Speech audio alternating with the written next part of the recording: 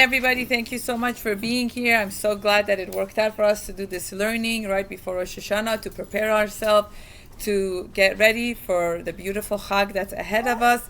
As I was thinking about doing this talk today and getting prepared for Rosh Hashanah, I put some thoughts together which I thought was interesting to also share with you guys.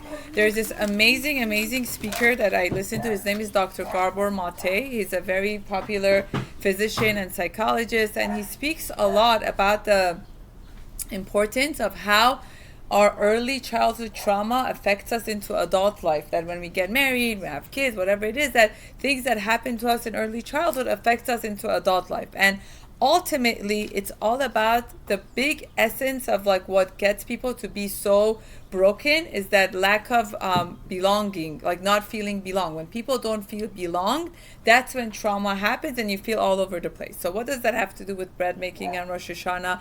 I think one of the biggest lessons in life is that we need to know as women, we are the one that can bring everything together. We are the vessel that brings it together, that collectiveness and that unity. And as mothers, we should always remember that one of the biggest gifts we could give our kids is that sense of connection and belonging, because that is what they're going to take with them into their adult life. That's going to give them that sense of understanding.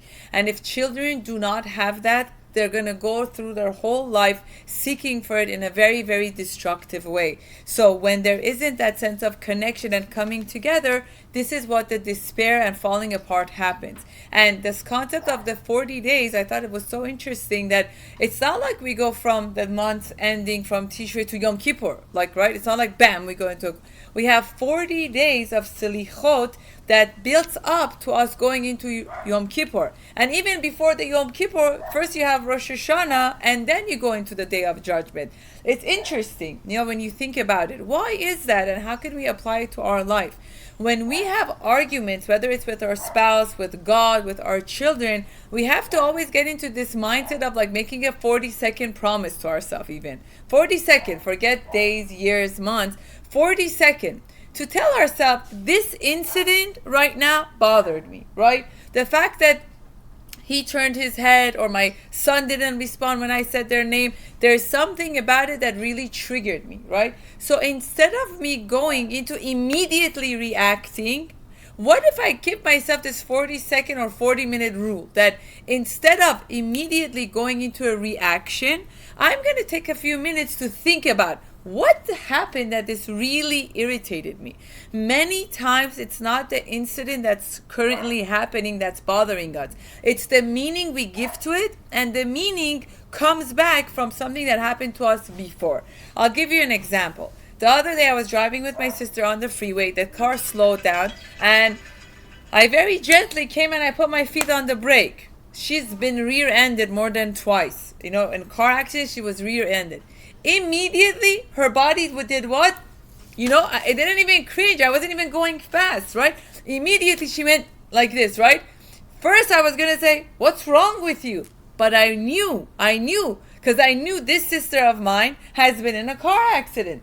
So the reason that she reacted the way she did had nothing to do with my driving, had nothing to do with me, right? She was acting out something that has happened to her in the past, took place right now.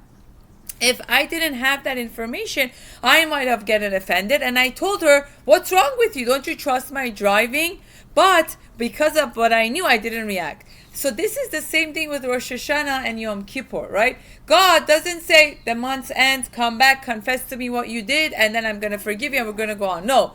God says the month's that ended. Now I'm going to give you 40 days to what? Meditate. Go back. Look inside yourself, introspect, look through everything you did. For me, you always have a place, but I'm giving you 40 days to introspect the whole year that took and what changes you want to make for yourself. When you pause and you slow down, who are you doing this for? More than God?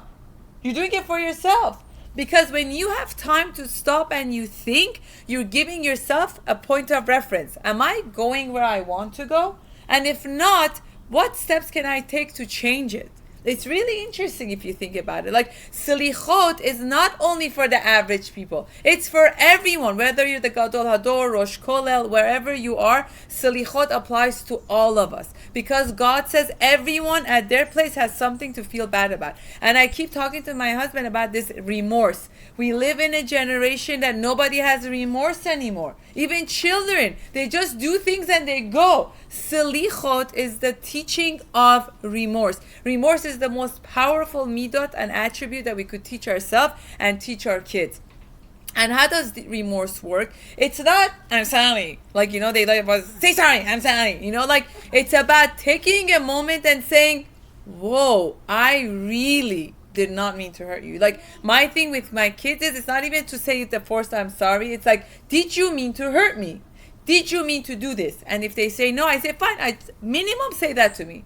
Say, I did not mean to do that. Forget sorry. Like, we'll get to that one day, and I don't get to that. You need to get to that. They need to come to a place to say, I did this, she got hurt, therefore I'm sorry. A labeled and nail polished sorry doesn't do anything for anyone. So the 40 days of Selichot is teaching us 40 days of what? Working on this midah of remorse. Something I did impacted the other person for her, and how can I take responsibility for it? That's another thing I keep telling my kids. Take responsibility for it.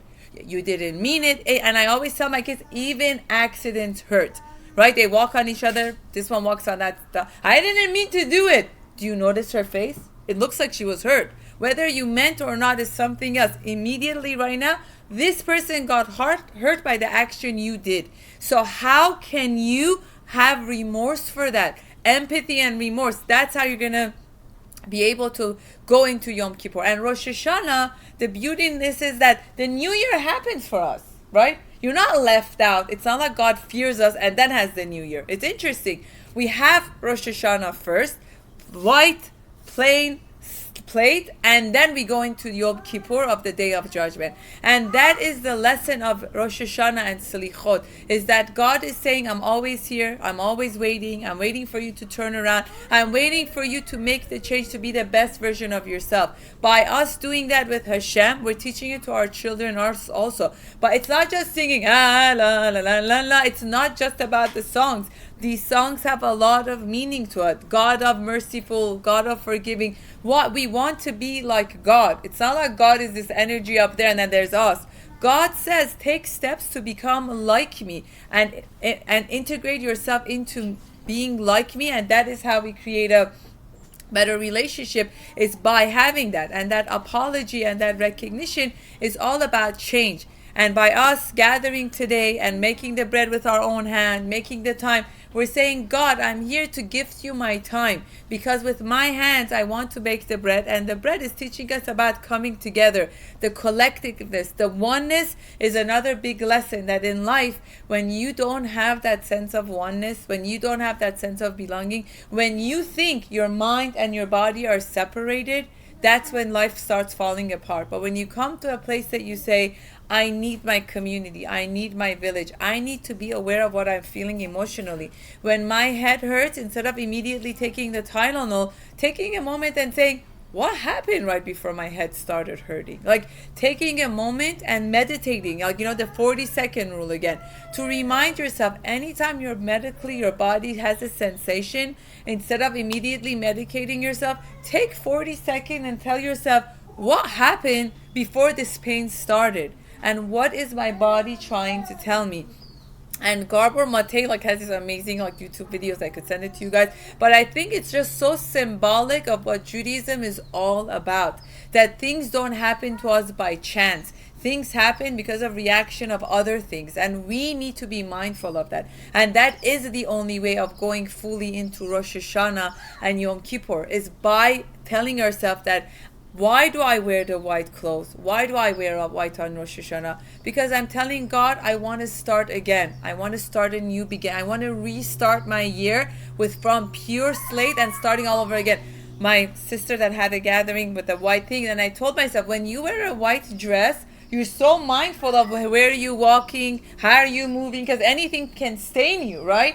And I said, what if we do that mindset with our mind, that white dress with our mindset, and be mindful of whose words we're letting affect us, whose Instagram, whose Facebook page, which TikTok. Is this something worth messing up my white mindset for? Because whatever I expose myself, I will guarantee you will take part of it with you. And if it doesn't make your mood go higher, why are you paying attention to it? At least do it in the morning, not at night right before your husband and kids come in. Because what we expose ourselves to, we affect our emotional mental state. And that's exactly what we do with our bread too. Our mindset and our energy affects the dough we make. And that is a metaphor for us to hold on to. If a pregnant woman's stress affects the embryo and affects the lifetime ahead of that embryo, how much more so our mindset and our own body. So stress affects the mom, that affects the embryo that's in the beginning stage of being created. So imagine how much it's affecting the mother herself, if that much of it is affecting the embryo in her uterus. So what we think about, what we expose ourselves to, affects our body and affects our sense and affects our medical feeling that we have. So we need to get into a habit of being mindful of that and paying attention to it before going into it and just letting it be there, because we are impacting ourselves and impacting our body and our parenting and our wife role by the things we're exposed to. So that was my... So one more thing that I wanted to say is that whenever you putting your ingredient in, your mindset and your meditation really makes a difference. And anything in life that you want to do, first you have to have the idea, the vision of what you want to do. Then you need to look for the vessel that you want to do it in. Just like when you want to make bread. You could say, I want to make bread, but if you don't have the ingredient and the vessel, it's very hard to make it a reality. And the vessel is like our body, like our body is like our vessel. And the things we put in our vessel affects what comes out of it. And our mindset and our perception and our ideas really affect our body. So our mind and our body are very, very connected. And that's why I think in the prayer of the Shema Yisrael, you say, and you have to love Hashem, v'ahavta et Hashem, bechol levavecha, uvechol nafshecha, uvechol ma'odecha. You have to love God with your heart, with your nefesh, like your bodily soul, and with your actions, ma'odecha. But the concept of with all your heart and all your action is very powerful, because if they're not all integrated, there's no way to create that oneness. You need all of it to be together for you to be able to do this. Otherwise, it's not going to work like that. So our heart, our mind, and our body all need to work together. And also when it comes to parenting, to our spouses and especially our children, if we're only giving rebuke, if we're only giving salt to our children, there's no way you could make bread out of that. There's no bread that can be made out of salt, right? The only way a good bread is made, the essential part, is the flour and the water. So you have to always have in mind before you go to sleep that night, how much of the sugar and salt on flour and water did I give my children, or did I only give them salt? Because our children hold on to these information. So if we're always so busy rebuking, and also our spouses and ourselves have to be included in that, if we're so busy rebuking but there's no compliment, there's no reinforcement, there's no recognition, it's going to be much harder to make that relationship and that good bread if we don't have a combination of both.